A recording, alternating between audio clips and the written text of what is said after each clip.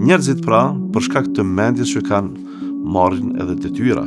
E ju e dini se njerëzit pa detyra, njerëzit pa përgjegjësi janë të smurit. Allahu xhalla xhelaluhu njeriun e ka begatuar me shumë mirësi. Prej tyre është mendja. Dhe njeriut i duhet që të komandohet nga krijuesi i vet, sepse ka shumë gjëra të cilat ai mbas edhe nuk mund t'i absorboj, nuk mund t'i kuptoj, nuk mund t'i akseptoj dhe nuk mund t'ia di vlerën se çfarë janë ato. Dhe njerëzit në përgjithësi, sa herë që kanë pas lidhjen e ngushtë me krijuesin e gjithësisë, kanë dalë fitues. Të tillët janë profetët. Kush mbahet mend më mirë se ta dhe kush janë më të lavdruar se ata, sepse ishin të përkushtuar me Allahun xhalla xhelaluhu, me mësimet e tij dhe ishin interpretuesit më besnik të fjalëve të krijuesit të gjithësisë. Njerëzit pra, për shkak të mendjes që kanë, marrin edhe detyra. E ju e dini se njerëzit pa detyra, njerëzit pa përgjegjësi janë të smurit. Njerëzit e shëndosh, sa më të mençur që janë, aq më të ngarkuar janë me detyra. Dhe Allahu xhalla xhelaluhu njerëzit i privilegjon në fakt kur i bën të aftë dhe të marrin detyra. E tash, a janë disa detyra që mund të mos duken shumë simpatike në kohë të caktuara, në momente të caktuara, në mosha të caktuara? Është gjithsesi po.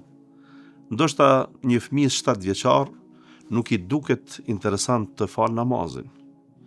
Një fëmijës tjetër 9 vjeçar ndoshta nuk i duket edhe interesant të agjeroj, të abstenojnë nga ushqimi. Do t'i detyrohen ata rregullit familjar ndoshta, por jo se e duan atë vepër. Me kalimin e kohës e kuptojnë se kalitja për një vepër të tillë ka qenë shumë e duhur në moshë të re dhe e kuptojnë se namazi ishte dritë për ta, agjerimi ishte shëndet për ta, e tjera tjera. Një motër muslimane e ka një detyrë shtesë nga burrat, sikur që shumë burra kanë detyra shtesë nga gratë. Dhe me shumë përgjegjësi motra, ne si burra, ne si meshkuj, ju duket juve nga një herë që i kemi disa detyra më pak se ju, siç është fjala për hijabin, për shamin.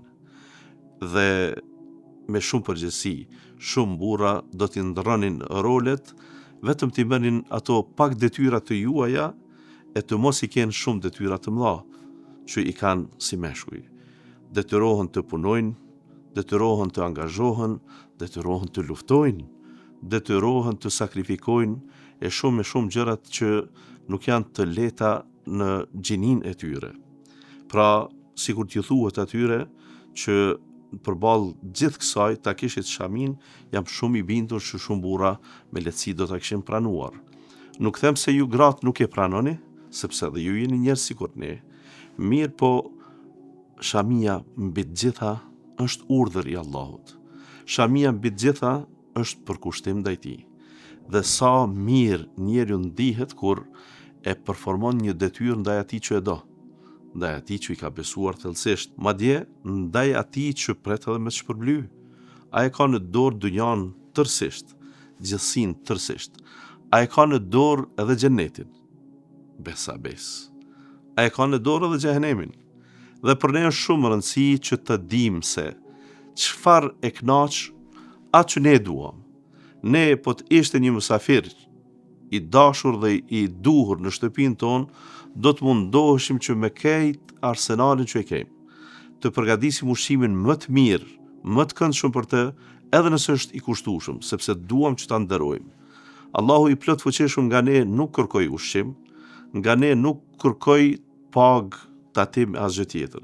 I dha disa detyra që në fund të fundit ato janë dobi tonat. E tillë është mbulesa, e tillë është shamia. Ai kërkoi prej teje në besim që ti e përfill dhe nuk korritesh në raport me të, dhe rrjedhimisht ti e di se në fakt pa kshyer anash, pa llogarit në llogarit tjera se çfarë thon të tjerët, se çfarë perspektive mund të kesh në shoqëri. E di se me shami në fakt po bën një adhurim, një ibadet, një përkushtim ndaj Zotit, një hap më afër Tij, një hap më nga xhenetit, një hap më larg xhenemit.